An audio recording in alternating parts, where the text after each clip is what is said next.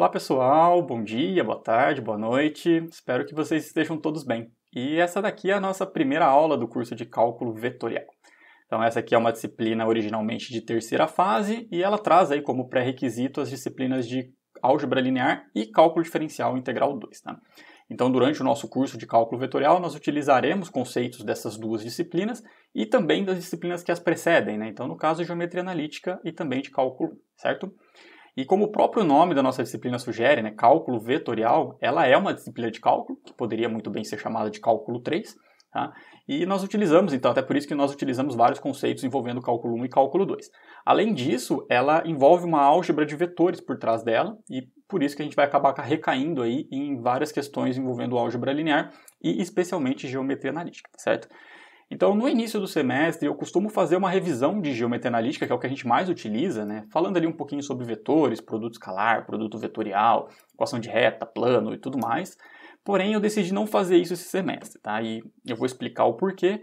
A grande questão é que nesse novo estilo que a gente está trabalhando aqui remoto, eu não sei até que ponto que eu gravar um vídeo aí de 2 horas falando de GA seria útil, seria produtivo para vocês, tá?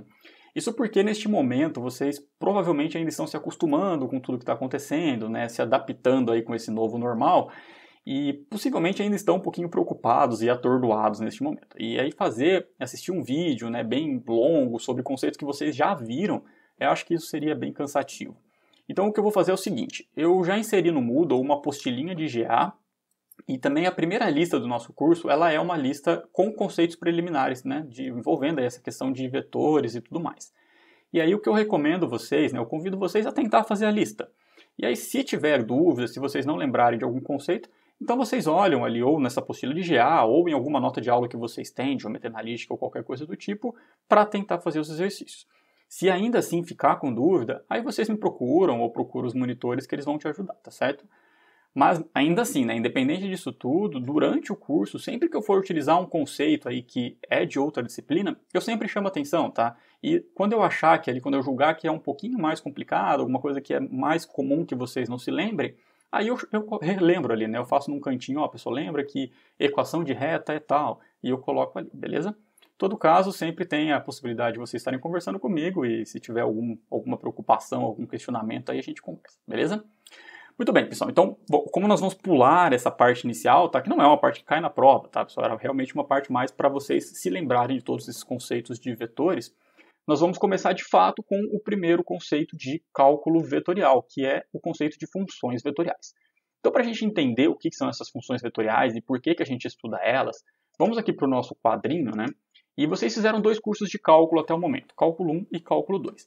Todos os cursos de cálculo, eles abordam, né, eles se estruturam em cima de um objeto em comum, que é um objeto chamado de função. Então, no curso de cálculo 1, vamos colocar aqui, ó, curso de cálculo 1, vocês estudaram um objeto chamado de função real de variável real. E o que era isso, né? Era um objeto com essa carinha, né? Era uma função que associava números reais a números reais. Então, era só isso, apenas isso, era uma função real de variável real. No cálculo 2, então vocês extrapolaram um pouquinho essa ideia e vocês trabalharam com funções de várias variáveis, ou seja, funções que agora não associavam reais a reais. Elas associavam, por exemplo, R2 a reais, certo? Então foi isso que vocês fizeram, né? Depois vocês foram até para R3 aí, foram mais ousados, né?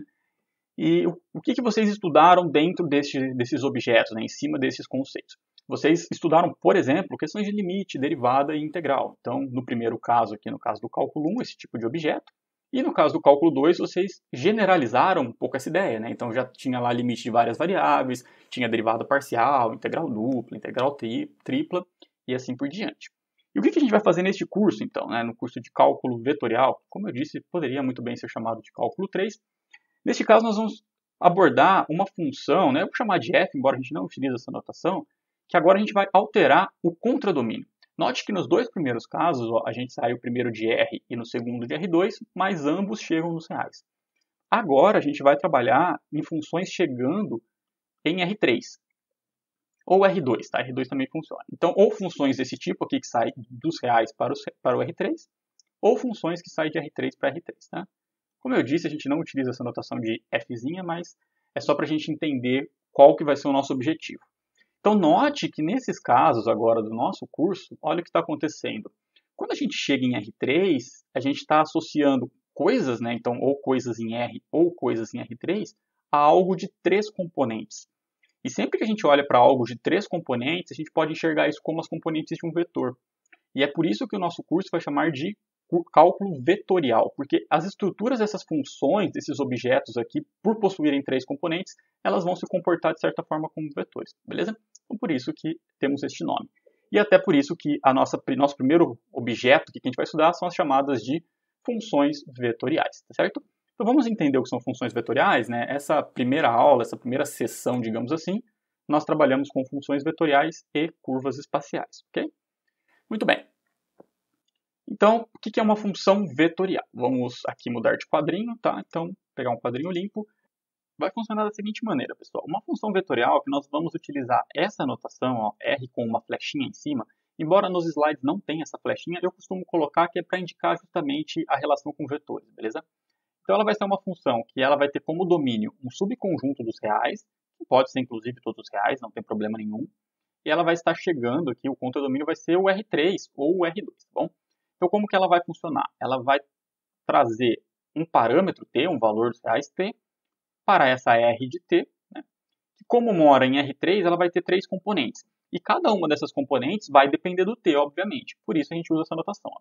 F de t, G de t e H de t, certo? Então, isso daqui é uma função vetorial. Algo que associa um parâmetro, né, um valor dos reais, a algo de 3 componentes. E como eu disse, né, como isso aqui tem 3 componentes, se comporta, em certo sentido, como um vetor. Por isso que vai ser chamado de função vetorial. Tá bom? Note que cada uma dessas componentes aqui é uma função, por causa daquela dependência que eu disse do parâmetro t. E até por isso, né, vou mudar o slide aqui, a gente dá nome a esses caras. Nós chamamos cada uma dessas funções de funções componentes de R. Então, uma função componente de R, uma função R que chega em R3, ela possui 3 funções componentes necessariamente. Certo? Só relembrando aí de física, né, e também de GA, que às vezes a gente usa, nós usamos comumente essa notação aqui, né, ó. Os versores, não sei se vocês se lembram, por exemplo, o que é o versor I? O versor I, ele é o vetor 100, né, que está trabalhando em R3. E assim por diante, né, o versor J, a gente utiliza como 0, 1, 0, e o K, a gente coloca o chapéuzinho, né, ele é o 0, 0, 1, beleza? Então, são só notações que a gente utiliza para esses vetores. E para os amantes aí de álgebra linear, né, esses 3 vetores eles formam uma base. É a base canônica do R3, né, uma base ortonormal para o R3. Então note que quando a gente olha para essa função R aqui, ó, que a gente definiu no nosso quadrinho, a gente consegue escrever ela como F vezes esse primeiro vetor, mais G vezes o segundo, mais H vezes o terceiro. Né? Por isso que em alguns lugares a gente utiliza essa notação que está aqui nos slides. Ó. A gente utiliza F de t vezes I, G de t vezes J, H de t vezes K. É a mesma coisa, tá, pessoal? É só uma maneira um pouquinho diferente de representar. É uma questão de preferência, mas se de repente vocês utilizarem algum livro ou alguma página da internet, de repente pode estar utilizando essa notação em termos dos versores, certo? Então é só escrevendo aqui para a gente completar, mas a gente pode reescrever isso daí, né? Colocar aqui como logo. A gente pode reescrever a função R nesse sentido, né? R de t vai ser igual, vai ser igual aí então a uma f de t vezes o versor I, mais uma g de t vezes o versor J, e mais essa h de t vezes o versor K, tá bom? Então é só uma outra maneira da gente reescrever, para vocês não se assustarem caso vocês encontrem em algum momento, tá certo? Então, este t a gente costuma chamar de parâmetro, tá? E daqui a pouco eu vou dar nome para isso e eu explico o porquê que a gente usa t, né? Isso vai ter uma relação aí com o tempo. Ok, pessoal, podemos continuar então, senão vocês dão um pause aí, pensem um pouquinho sobre tudo. A questão que a gente poderia falar agora é assim, pessoal, qual que seria o domínio dessa função vetorial, né? Note que, por convenção, aqui eu falei para vocês, né? No caso do quadrinho eu dei, o domínio é formado por todos os reais, pelo A contido nos reais, né? Então este seria o nosso domínio. Existe uma convenção que a gente adota no cálculo que é assim, quando o domínio ele não é dado explicitamente, nós consideramos como sendo o maior possível. Então, por exemplo, no caso de uma função real de variável real, nós consideramos o conjunto do domínio como sendo todos os reais para o qual a função está definida. Né? Não sei se vocês se lembram. Então, como é que a gente vai fazer neste caso? Note que cada uma das componentes f, g e h são funções reais. Né? Funções reais de variáveis reais igual a lá do cálculo 1. Né? Então, para que a gente possa aplicar essa função R, eu preciso aplicar simultaneamente cada uma dessas aqui, né? F, G e H, concorda? Então, o que vai acontecer, pessoal? Para que o t esteja no domínio da R, ele tem que estar no domínio da F, tem que estar no domínio da G e tem que estar no domínio da H. Bom, só para a gente deixar registrado aqui embaixo, né? O domínio dessa função R, ele vai ser o quê? A intersecção dos domínios das funções componentes. Então, vai ser o domínio da F, intersecção com o domínio da G, intersecção com o domínio da H. Ok, pessoal? Então, é só uma pequena observação. Isso aqui é bem simples, né? Não tem muito segredo. E passando os slides aqui, ó, vamos ver um exemplo justamente para trabalhar com essa questão de domínio. Ó. Então, se nós considerarmos essa função vetorial, ela é uma função vetorial aqui, né? Então, nós temos t ao cubo, ln de 3 menos t e raiz de t. E nós poderíamos questionar qual que é o domínio dessa função, né? Então, nós precisamos calcular o domínio de cada uma das funções componentes e intersectar esses domínios aí. Então, se a gente for para o nosso quadrinho aqui, vamos apagar isso que a gente escreveu. Vou mudar de quadrinho, na verdade. E apagar esse inicial que a gente fez aqui. Beleza, pessoal. Então, qual seria o domínio? Né? Para isso, vamos considerar que a função f, olha aqui, olhando para os slides, né? Que a função f é essa daqui, a função g é essa daqui e a função h é essa daqui. E eu vou calcular o domínio de cada uma delas e, posteriormente, intersectar esses conjuntos. Então, no nosso exemplo aí que a gente está trabalhando, né? Está escrito como exemplo 1. Vou colocar exemplo 1. A nossa função ela está ali, né? Só resolvendo rapidamente. Qual que vai ser o domínio da função f? Então, note, nossa função f é um polinômio, t ao cubo, então o domínio é formado por todos os reais, nenhuma restrição, né? Beleza? Qual que é o domínio da g? Vou escrever aqui embaixo. O domínio da g, nós temos um ln, né? Então, qual é o domínio do ln? Se vocês lembrarem lá do cálculo 1, o que está dentro do ln precisa ser maior do que zero. Então, 3 menos t tem que ser maior do que zero, portanto, 3 tem que ser maior do que t, ou escrevendo em outras palavras, o nosso domínio vai ser formado pelo intervalo de menos infinito até 3 abertos, tá bom? Os conjuntos dos t's menores do que 3. E o domínio da H, por se tratar de uma raiz de ordem par, é formado pelos reais não negativos, né? Ou seja, os reais maiores ou iguais a zero, certo? Então, esses aqui são os nossos conjuntos aí, domínios, tá? E como nós acabamos de estabelecer, qual que vai ser o domínio da nossa R, da nossa função vetorial? A intersecção desses conjuntos. Então, a intersecção do primeiro com o segundo com o terceiro vai ser formado por todos os reais que são simultaneamente maiores do que zero e menores do que 3. Né? Então, se a gente utilizar essa notação, né, aqui na frente, estou usando esses três fatores aqui, né, eu tenho que o domínio da R ele vai ser um intervalo de 0 até 3 aberto aqui, certo? Então, este aqui é o nosso domínio da função vetorial R dado por conta daquilo que a gente acabou de estabelecer, né? Que se nós calcularmos o domínio das funções componentes, o domínio da função inicial é a intersecção desses caras, certo? Então, acho que isso aqui não tem nada de muito novo, até por isso que eu estou passando um pouco rápido, beleza? Mas é só para vocês saberem quando que está definido, né? Caso não seja dito. Ok, pessoal? Muito bem. Então, trabalhar com funções vetoriais, ela, de princípio, assim, de início, não é tão complicado, tá? Não é tão complicado porque a gente acaba recaindo nessas funções componentes, como nós fizemos agora, né? Então, para calcular o domínio, eu vou mudar o nosso quadrinho aqui, a gente colocou aqui embaixo, né? Qual que é o domínio da função? O domínio da função R, que eu vou grifar de amarelinho aqui, ó, ele é a intersecção dos domínios. Então, a gente precisou simplesmente olhar para F, para G e para H, calcular o domínio delas, e aí a gente obteve o domínio da R. Tá? Isso vai acontecer em vários casos. Tá? Então, por exemplo, se a gente quisesse calcular limite, como é que seria o limite de uma função vetorial? Então, para calcular o limite de uma função vetorial, novamente, a gente olha, olhando nos slides aqui, pessoal, a gente olha para as funções componentes. Então, se eu tenho uma função R de t definida como f de t, g de t e h de t, né, com essas funções componentes, então eu calcular esse limite é simplesmente eu calcular o limite de cada uma delas. Ó. Eu meio que passo o limite para dentro. Então, eu calculo o limite da primeira, calculo o limite da segunda e calculo o limite da terceira. Tudo bem? Claro, para que isso exista, cada um dos limites tem que existir. Certo, pessoal? Vamos apagar aqui nosso quadrinho. Nosso quadrinho é meio pequenininho. Eu vou apagar esse daqui mesmo, tá certo? E a gente faz um exemplo só para ilustrar essa definição dos limites, ok? Então, apagando. Muito bem. Então, pessoal, vamos considerar aqui como um exemplo, beleza? Eu não vou numerar para a gente não se perder em relação às numerações dos slides, mas a ideia é a gente trabalhar com essa função vetorial aqui. Então, vamos considerar R de t dado, por exemplo, por cosseno de t, seno de t sobre t, E aqui eu vou considerar ln de 1 menos t, certo? Bom, se vocês quisessem aí trabalhar um pouquinho com relação do domínio, né, eu não falei quem são os t's, né, os parâmetros aí, mas vocês considerariam os casos, né? Então no segundo aqui, como temos um quociente, o t teria que ser diferente de 0, aqui o t teria que ser menor do que 1, então seriam todos os reais menores do que 1 diferente de 0, certo? Mas nesse exercício, né, eu quero trabalhar com limite, então eu queria calcular esse limite aqui, ó. Limite quando t tende a 0 de r de t, tá? Bom, alguns de vocês já poderiam torcer o nariz e falar assim, ô, professor, mas você está calculando o limite para t tendendo a 0, sendo que o 0 não está no domínio. Lembrem que limite é uma propriedade de aproximação, né? A gente consegue calcular limite para pontos que não estão no domínio. Na verdade, esses são os casos mais interessantes, tá? Bom, pelo que a gente acabou de ver, como que a gente calcula esse limite, né? É bem simplesinho, a gente calcula coordenada a coordenada.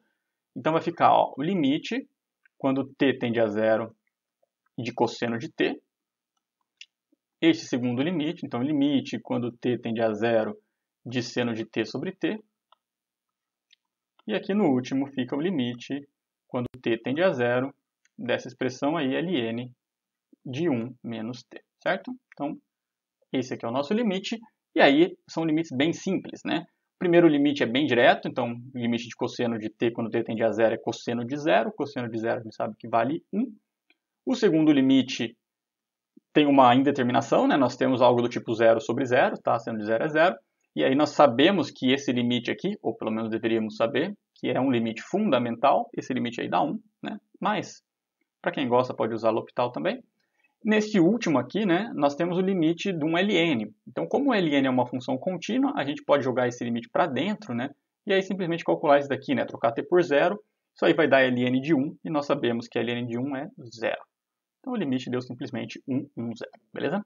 Quando a gente entender geometricamente o que representa uma função vetorial, vai ficar mais simples a gente entender essa questão, tá? do que representa esse limite, né? Por que eu posso simplesmente passar o limite para dentro? Isso vai ficar um pouquinho mais claro, tudo bem? Mas então, assim, só um exemplo para mostrar que é simples, é muito simples calcular, como eu falei, a gente acaba recaindo em cálculo 1, porque a gente cai nas funções componentes, que são funções reais de variável real.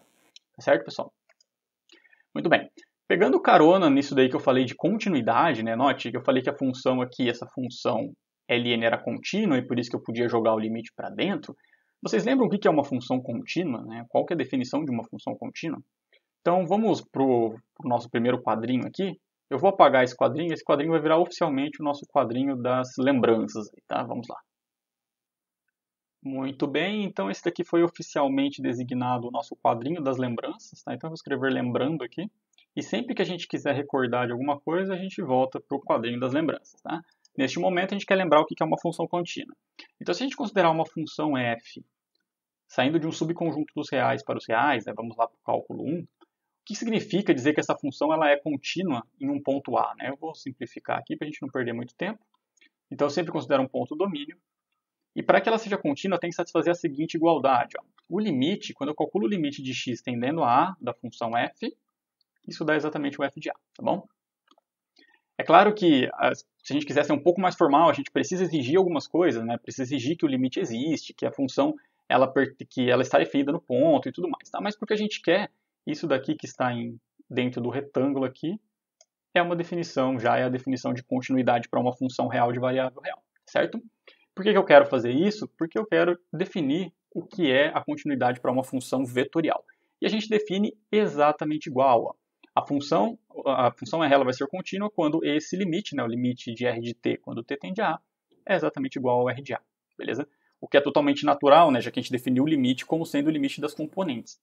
Além disso, pessoal, olha o seguinte, ó, vamos voltar aqui o slide rapidinho. Imagina que essas funções f, g e h são contínuas, tá? Então, pelo que a gente pôs aqui no nosso quadro, nosso quadrinho, a função f ser contínua significa que esse limite é f de A, né? Então, se isso for satisfeito por f, g e h nos slides, ó, este primeiro cara vai ser f de A, esse segundo vai ser g de A e esse terceiro vai ser h de A. Então, note, consequentemente, né, esse limite cheio aqui vai ser o quê? O r de A. Então, note que isso significa o quê? Que a continuidade da função r ela está intimamente ligada à continuidade das funções componentes, né? Na verdade, são equivalentes, tá bom, pessoal? Está escrito aqui nesse textinho, ó. A r vai ser contínua se e somente se cada uma das componentes são contínuas. Então, se estivermos trabalhando com funções contínuas nas componentes, automaticamente a R vai ser contínua, beleza? Isso é muito importante, pessoal, porque boa parte do que a gente vai desenvolver nesse curso, a gente vai utilizar funções vetoriais contínuas. Na verdade, a gente não precisa da continuidade em todos os casos, tá? Mas vamos assumir continuidade, que porque a gente quer, né, porque a gente necessita, basta, e fica mais simples a gente entender, beleza? Então vamos lá, ó. Qual que vai ser a ideia agora, pessoal? Eu quero trabalhar com a parte geométrica dessas funções vetoriais. Eu quero entender qual que é a geometria por trás de uma função dessa maneira, né? Uma função definida como 3 componentes. Então, para isso, vamos aqui no nosso quadrinho das lembranças novamente. Eu vou apagar isso daqui, tá bom? Então, qualquer coisa dá um pause aí para você copiar. Vamos lá. Muito bem, pessoal. Para a gente entender geometricamente, né? Para a gente tentar encontrar alguma representação geométrica para essa função vetorial, vamos lembrar do seguinte caso para a gente entender o porquê que nós vamos proceder dessa forma. Então, considere o caso mais simples aí, né, as funções reais de variável real. Então, novamente, vamos considerar uma função desse tipo. Vamos pegar o caso particular de f de x igual a x ao quadrado, tá? Então, como é que a gente faz para representar geometricamente esse tipo de coisa, né? Nós fazemos isso através de algo que nós chamamos de gráfico. E como é que nós fazemos o gráfico de uma função, né? Nesse caso aqui, nós consideramos um plano cartesiano, um plano formado por 2 eixos, um eixo x e um eixo y, e neste plano a gente coloca os pares de pontos da forma x, f de x, certo?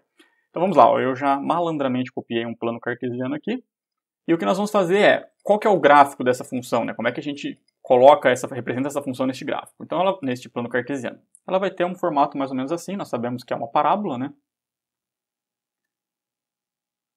E é essa carinha que ela tem, né? Ficou incrivelmente bonito. E beleza, pessoal. Então, por que eu estou fazendo esse exemplo? Né? Um exemplo bem simples e bem tonto. Para a gente entender que, quando a gente olha para o nosso quadrinho aqui, ó, essa função f ela está saindo de R e chegando em R. Então, o seu gráfico, né, a sua representação aqui, ela mora em R2, tá vendo? Ela mora em algo bidimensional, né? Ela mora dentro de um plano. Quando a gente vai para o cálculo 2 e, por exemplo, a gente coloca um R2 aqui no domínio, então se a gente tivesse de R2 para R, a gente moraria em R3, né? O desenho disso fica em R3. Então o que a gente faz, assim, né, a grosso modo, a gente soma as dimensões, né? 2 com 1 para morar em 3. Se a gente fosse proceder dessa maneira para o nosso caso, veja bem, a nossa função vetorial, como é que ela se comporta, né? Da onde que ela sai? Vamos só escrever aqui embaixo.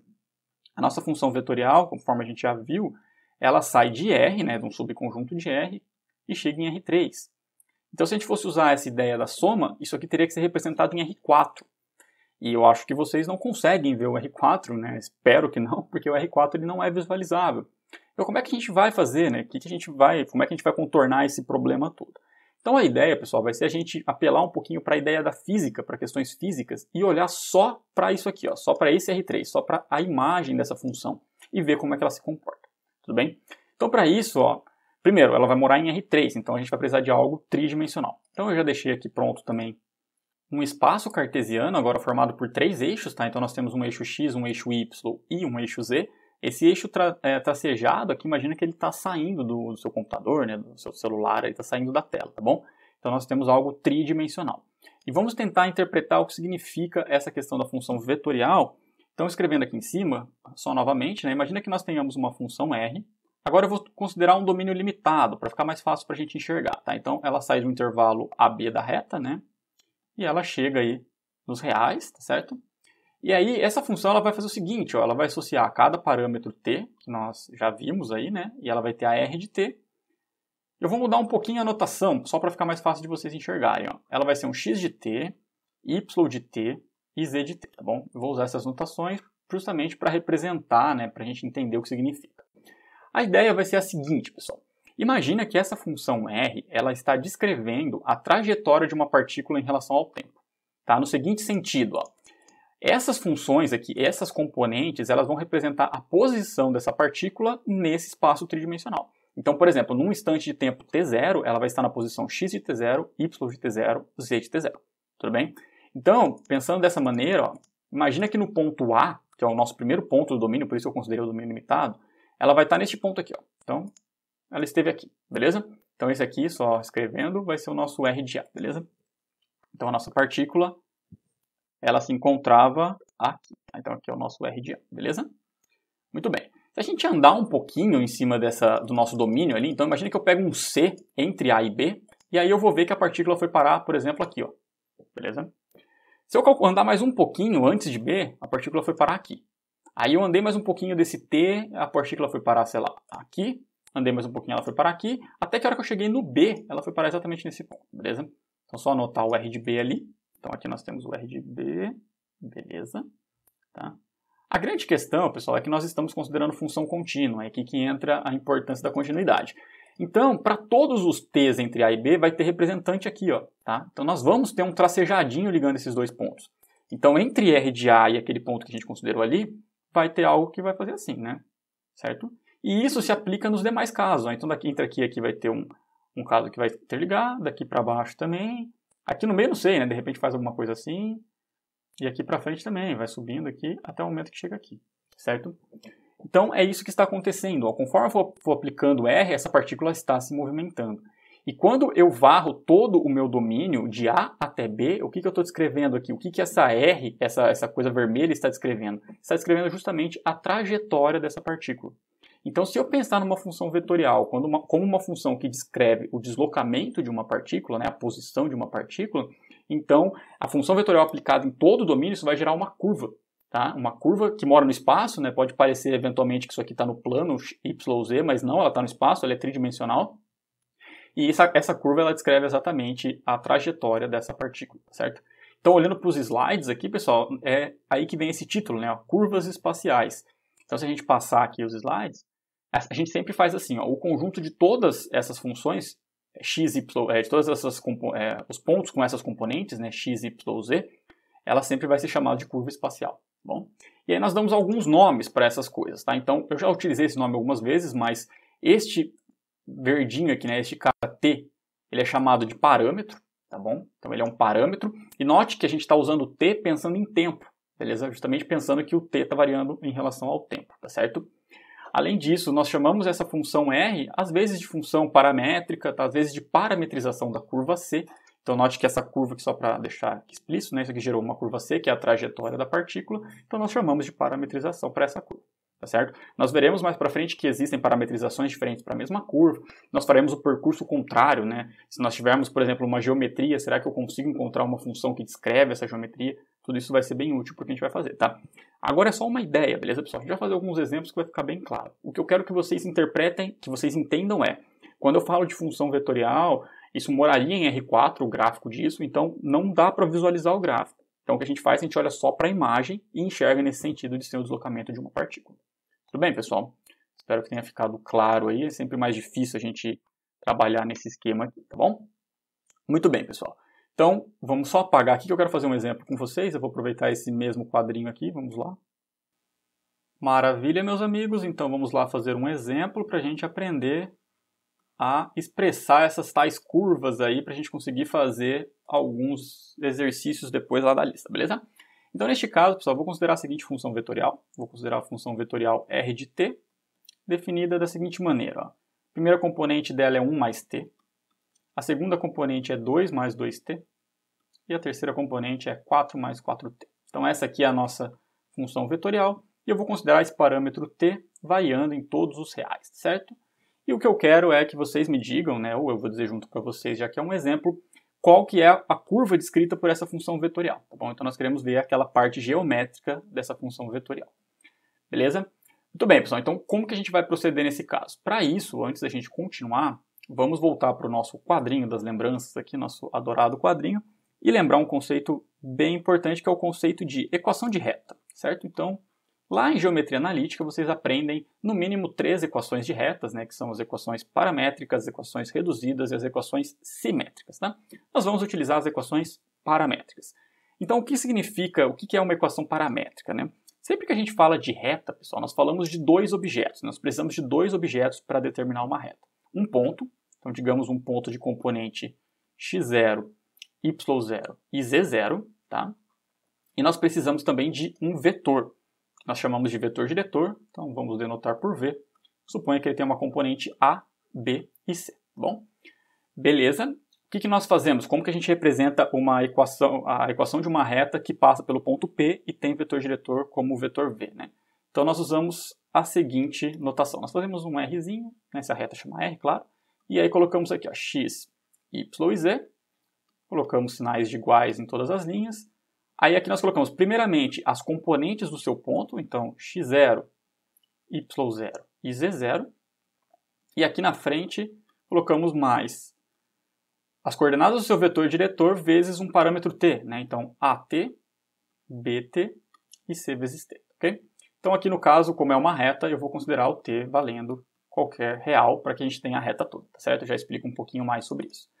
Então, tudo bem, pessoal? Então, essa é a equação paramétrica de uma reta, tá bom?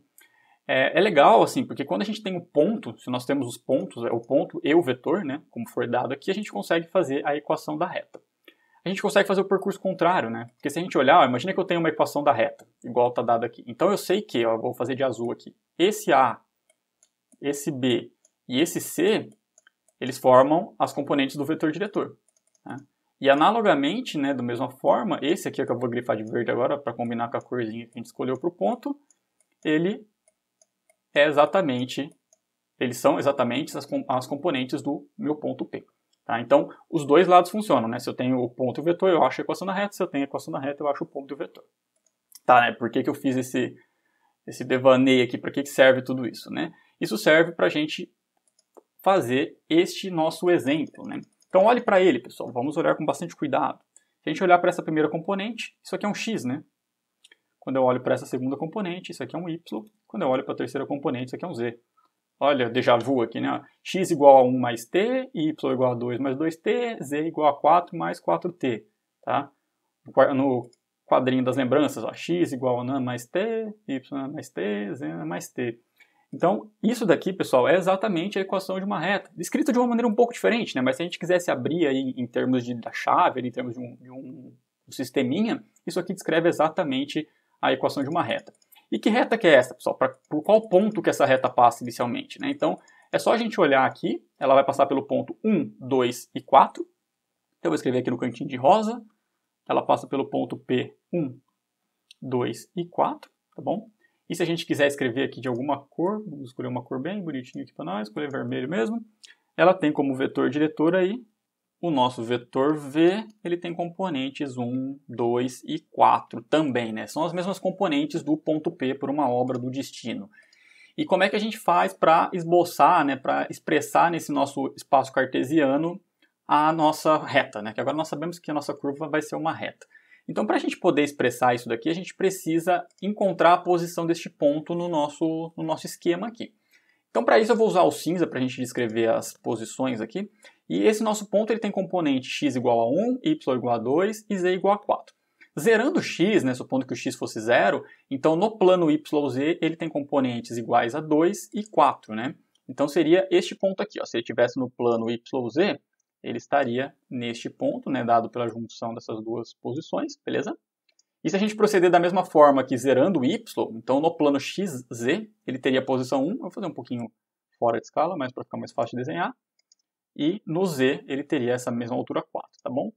Beleza, agora com essas duas informações é só a gente fechar o pedaço aqui do paralelepípedo, né? E aí nós temos exatamente a posição do nosso ponto aqui, né? O nosso ponto, que eu vou colocar de rosa, já que a gente colocou ele como rosa, ele vai estar exatamente aqui, ok? Então esse aqui é o nosso pontinho P, certo? E qual que vai ser o nosso vetor diretor? Como por obra aí de uma intervenção divina, nosso vetor diretor ele tem exatamente as mesmas componentes do nosso ponto, então a gente descreve um vetor como? A gente coloca ele como a origem dele no 0, 0, 0 e o ponto final dele exatamente no ponto de coordenadas, né? Então para este nosso caso, vamos colocar só de vermelhinho aqui, ele vai ter exatamente essa cara, né? Ele vai sair aqui do 0, 0, 0 e vai para este ponto. Então esse daqui, ó, é o nosso vetor diretor. Beleza? Muito bem, pessoal. Como é que eu faço agora para descrever uma reta que tem este vetor diretor e passa por este ponto? É só a gente prolongar essa parada aqui. Então a gente sai daqui e vai embora para cima aqui, né, em cima do vetor. E aqui para baixo, né, a gente também prolonga porque o nosso domínio é formado por todos os reais, tá certo? Só vou jogar ele para trás para a gente não perder a posição aí dos nossos elementos, tá? Então, vamos jogar para trás, beleza. Tudo bem, pessoal? Então, essa daqui é a nossa reta, a nossa curva C, ou a nossa reta, nossa interpretação geométrica aí, né, nossa R de t seria essa função, né, digamos, a ideia do gráfico, né, é a função descrita por essa função vetorial. Como eu disse, não é gráfico, né, é a curva descrita através dessa função vetorial. Se nós tivéssemos uma partícula que se move dessa maneira, ela se moveria nesse jeito aqui, né. Note que aqui pra gente o domínio são todos os reais, tá vendo? Então o t ele é ilimitado, então essa partícula ela começaria lá do menos infinito e iria até o infinito, né, o tempo, por isso que é uma reta, tá certo? Muito bem, pessoal. Então eu vou fazer mais um exemplo com vocês aqui. Eu vou aproveitar muito desse quadrinho, então por isso que eu não vou utilizar outro. Então, novamente, se você quiser copiar, né, se quiser pensar um pouquinho nele, dá um pause no vídeo aí que eu vou apagar alguns pedaços dele, tá certo? Vamos lá, então. Muito bem, meu povo. Então eu vou considerar agora, neste exemplo, a função vetorial com a mesma lei, tá vendo? É a mesma R, por isso que eu nem mudei a letra. Na verdade, eu não apaguei quase nada do quadrinho, né? A única coisa que eu vou alterar agora é o domínio. No outro caso, nós tínhamos considerado o domínio dos parâmetros como sendo todos os reais, né? O t podia ser qualquer real. Aqui eu vou limitar, ó. Eu vou considerar o t pertencente ao intervalo menos 1 até 0. Bom, então eu vou considerar um intervalinho menor. E a minha pergunta é, qual vai ser a curva representada por essa função vetorial, certo? Então se a gente notar, né, pelos slides até que eu tinha colocado aqui na frente, o que a gente tinha construído a curva, né, essa curva ela é descrita, né, por essa r de t como pensando num movimento de uma partícula. Como essa função deste exemplo, ela tem a mesma lei do exemplo anterior, então é de se esperar que o movimento da partícula seja o mesmo, né? Que a estrutura ali, a ideia geométrica da coisa seja exatamente a mesma, né? Não vai alterar simplesmente porque eu alterei o domínio. O que vai mudar neste caso, né? O que vai mudar, assim como eu fiz naquele exemplo que motivou vocês, é que nós teremos um ponto final e um ponto inicial. Tá? Não precisa ser um ponto final e um ponto inicial, porque essa curva pode ser fechada, né? Nós vamos discutir coisas disso mais para frente, mas nós vamos conseguir calcular o R de A e o R de B, igual nós fizemos no que nós usamos para motivar a ideia da curva, tá bom? Então, para isso, vamos calcular esse R de A e R de B. Vou fazer aqui embaixo, que nós temos um espacinho aqui. Então, ó, o R de A, né, no caso ali, o nosso A, ele é o menos 1, então R de menos 1, se a gente utilizar a nossa fórmula, né, isso aqui vai dar ó, 1 menos 1, que é 0, 2 menos 2, que é 0, 4 menos 4, que é 0. Beleza? Então, o R de menos 1 é o ponto 0, 0, 0. Certo? Se a gente calcular aqui embaixo agora o R de 0, então esse R de 0 ele vai ser 1 mais 0, que é 1. 2 mais 0, que é 2, perdão. E 4 mais 0, que é 4. Então, nós temos esses dois pontos aí. Vamos colocá-lo no gráfico, né? Então, eu vou mudar a nossa corzinha aqui. Ó, o primeiro ponto, então, o ponto de R de menos 1 é aqui, certo? Enquanto que o ponto R de 0 é esse carinha aqui. Tá? Vamos dar nomes a eles aí, para a gente não se perder. Então, esse ponto aqui de cima, né, que nós fizemos aqui, ele vai ser o R do B, né, no caso o R de 0. E esse ponto aqui embaixo, né, foi mal, R de 0. E esse ponto aqui de baixo é exatamente o R de menos 1, tá bom? Muito bem, pessoal. Então, como é que vocês acham que vai ser o gráfico desse negócio? Lembra, é a mesma estrutura, então a gente vai interligar esses dois pontos, pensar naquela ideia da reta, porém agora esse cara vai ser limitado, né? E vai ser limitado como? Vai ser simplesmente este segmento, né? Ligando aqui para cá, certo? Note que eu fiz ligando aqui para cá, né? Mas se a gente quiser se preocupar um pouquinho mais, a gente tem que tomar cuidado com isso, né? Na verdade, ele não liga aqui para cá, ele liga o AK para aqui, né? Ele liga nesse sentido, tá bom? Eu não vou chamar a atenção de vocês agora para esse tipo de coisa. Isso aqui é chamado de orientação da curva. Tá bom? Isso não interfere em nada no formato da curva, na estrutura da curva, mas para algumas coisas que a gente vai fazer mais para frente, em relação a trabalhar com integral de linha e coisas desse tipo, a gente vai precisar saber, né? Se ela está indo do 0, 0, 0 para o 1, 2, 4 ou o contrário, né? Isso vai ser importante. Então, eu coloquei a setinha aqui, né? Até nos slides, se vocês olharem, tem também a setinha. Mas para pensar no momento, eu quero só que vocês olhem realmente para a estrutura do nosso objeto. Tá certo, pessoal? Muito bem, então. Então essa daqui, nesse caso, ele é um segmento, né? O mesmo formato, porém ele é fechado, né? Então essa seria a nossa curva C. Joia? Vamos continuar então. Se a gente passar os slides aqui, nós temos mais um exemplo, né? Esse aqui está como exemplo 4 e é uma função vetorial descrita por essa função aqui, ó. Cosseno de t, seno de t e t, né? Estou usando aquela notação em termos dos versores. Vamos para um outro quadrinho em branco aqui. E só para a gente manter o padrão, vamos considerar a função em termos das funções componentes, né? Então a nossa R de t, ela é cosseno de t, seno de t e t, ok?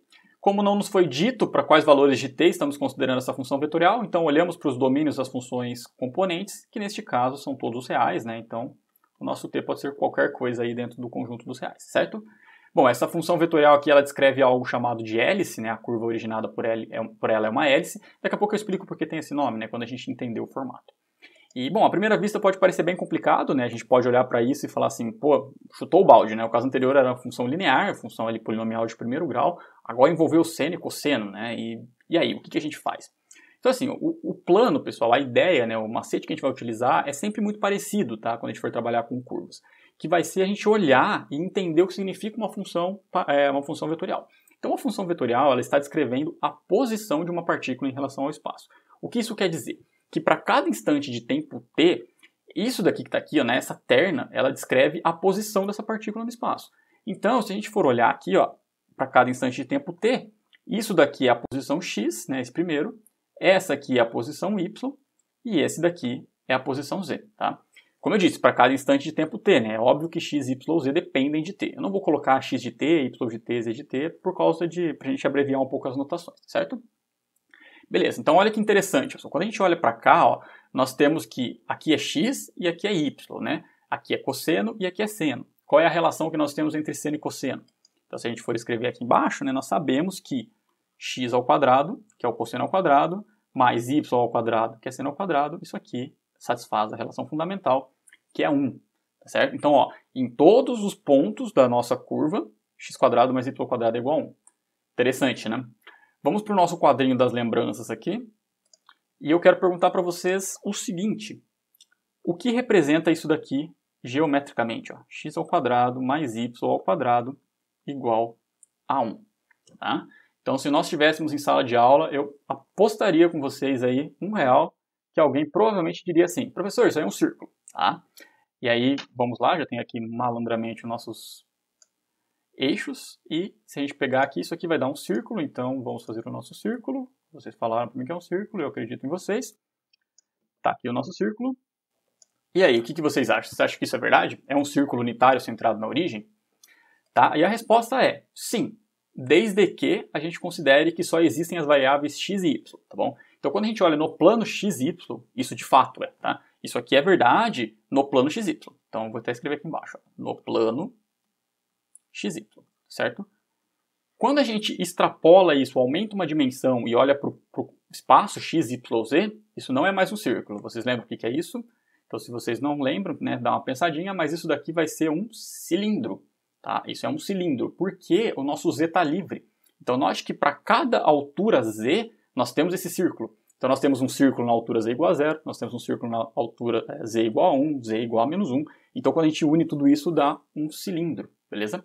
Então, eu vou mudar de novo aqui de quadrinho, porque eu já deixei aqui um baita de um sistema de coordenadas aqui, tá? Então, nós temos os eixos x, y e z, e nós vamos utilizar esse sistema para a gente esboçar primeiramente o nosso cilindro e, posteriormente, a nossa curva, tá? Esse cilindro vai ajudar bastante. Então, para nós fazermos o nosso cilindro, como ele é um cilindro circular, primeiro vamos fazer um círculo, tá? Eu sei que isso daqui não é um círculo, antes que alguém me xingue, mas isso vai ajudar bastante a gente, então vou dar uma giradinha nele e vou colocar ele aqui, ó, tá? Então, fiz ele redondinho porque eu vou pensar que esse círculo está no plano base, né, no plano XY, ok? Então, para a gente fazer um cilindro, o que eu preciso fazer? Eu prolongo isso daqui, tá?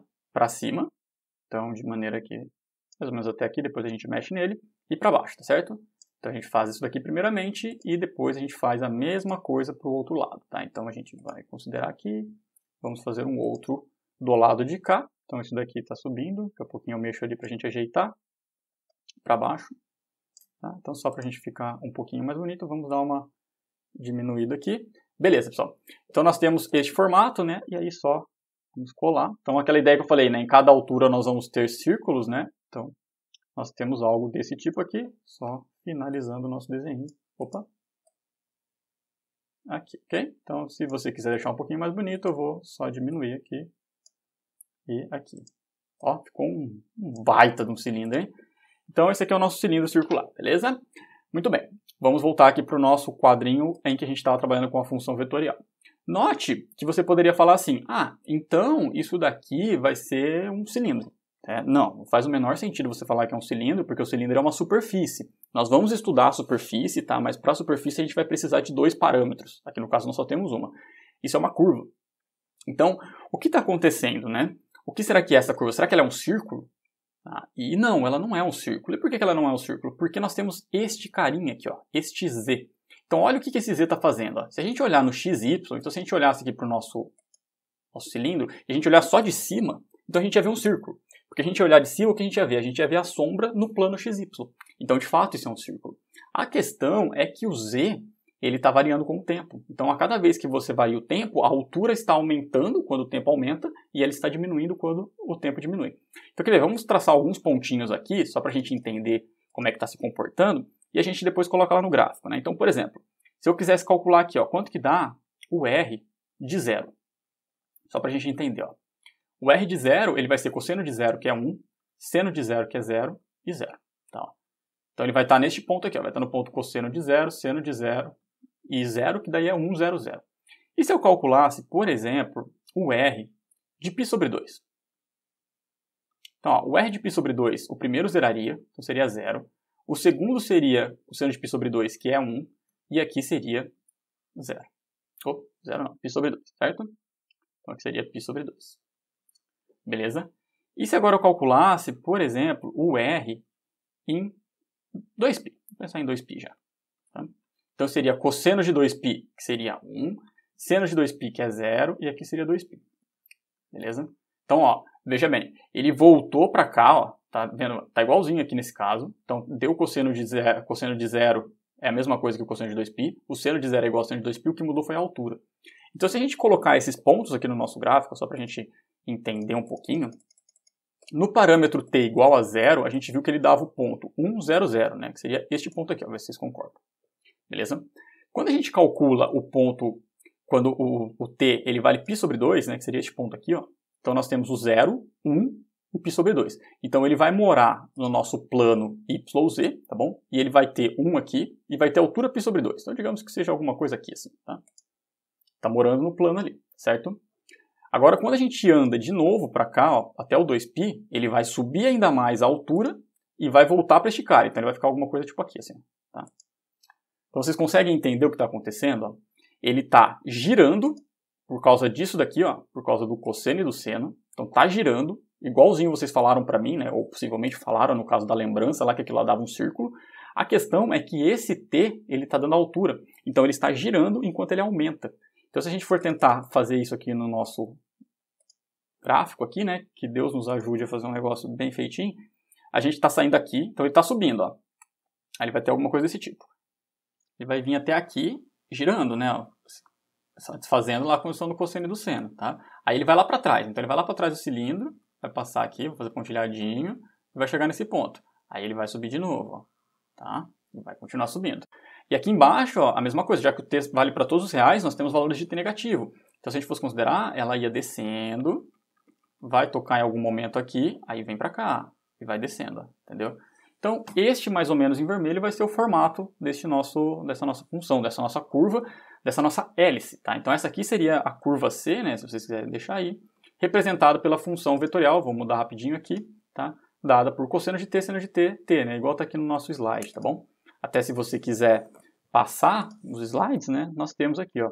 Tá vendo que ela tem este comportamento, igualzinho a gente fez, né? Claro que aqui tá muito mais bonito, mas a ideia é de estar subindo cada vez mais, tá bom?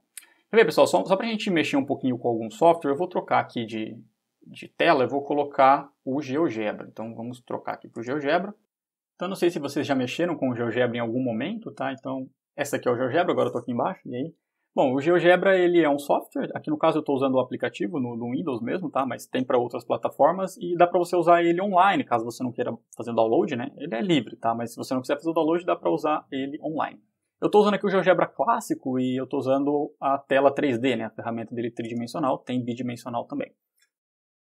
Vamos colocar o x quadrado mais y quadrado aqui. Aí vai aparecer umas coisas meio esquisitas aí, mas daqui a pouco só. X quadrado, y quadrado igual a 1, tá? Então, esse aqui é o nosso cilindro, veja bem, ó, eu vou ter dar uma giradinha nele, aquele esquema que eu falei, ó, ele é um círculo, né, nós temos x, y, z, e nós temos aí o cilindro, tá certo? Agora vamos colocar a nossa curva, tá? Eu vou deixar o cilindro escondidinho para aumentar o suspense, então vou colocar aí, ó, cosseno de t, seno de t e t, tá bom? Então eu coloquei aqui, neste caso ele limitou o nosso domínio aí como sendo de 0 até 2π, vou colocar, beleza, pessoal, então essa aqui é a nossa hélice, tá vendo, ó? Veja que ela tem exatamente o formato que a gente chegou, né? Claro, o software é mais bonitinho. E se eu colocar agora o nosso cilindro, olha aqui. O que acontece é que ela mora em cima do cilindro. Ó. Inclusive aquela ideia de olhar por cima, se a gente olha de cima é um círculo mesmo, tá? Ela mora em cima do cilindro. E nesse sentido, por que ela está em cima do cilindro? Né? Como é que a gente faz para ver que uma curva está em cima de uma superfície? Caso vocês se recordem, uma superfície ela é uma equação das variáveis x, y, z. Então, se a nossa curva, as componentes x, y, z satisfizer exatamente isso, né? Satisfizer essa equação da nossa superfície, então quer dizer que a curva está em cima da superfície. Que é o que acontece aqui, né? x² mais y² é igual a 1, que é a equação que descreve o nosso cilindro, tá certo, pessoal? Então, só para vocês entenderem um pouquinho melhor, eu vou apagar esse cara aqui. Eu vou colocar uma outra curva. Na verdade, é a mesma, eu só vou trocar a posição dela, tá? Eu vou aumentar um pouquinho o raio. Então, vamos apagar essa daqui. O que eu fiz, pessoal, se vocês olharem aí, né? Eu aumentei um pouco o tamanho dela, né? O raio dela. Porque o que nós usamos para descrever isso aí que estava no cilindro, né? A gente viu que cosseno ao quadrado mais seno ao quadrado dava 1. Se vocês olharem aqui, ó, a minha curva agora é essa, tá vendo? Então, quando eu pego x ao quadrado mais seno ao quadrado, isso dá 4. Então, isso vai morar num cilindro de raio 4. De raio 2, perdão. De raio 2, tá? Que é r ao quadrado. Eu coloquei ela de lado aqui porque não dá para você girar, tá?